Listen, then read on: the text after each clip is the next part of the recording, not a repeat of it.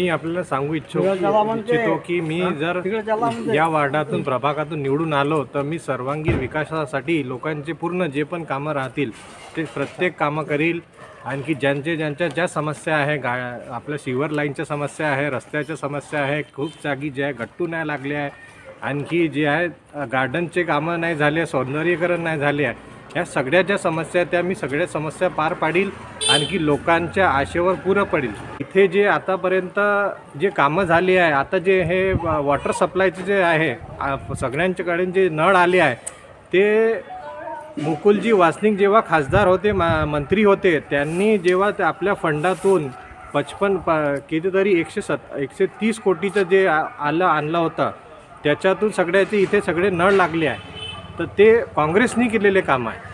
पण आज जे आहे भाजपचे म्हणतात की आम्ही इथे एवढं कामं केलं, ते काहीच त्यांचे कामं दिसून नाही येत आहे ना। आज लोकांना जे पाण्याच्या ज्या समस्या होत्या ते आम्ही काँग्रेसवाल्यांनीच पार पाडले। आमचे जे मुकुल वासनिकजी जे खासदार होते तेव्हाच त्यांनी ते हे पाण्याचा प्रश्न सोडवला।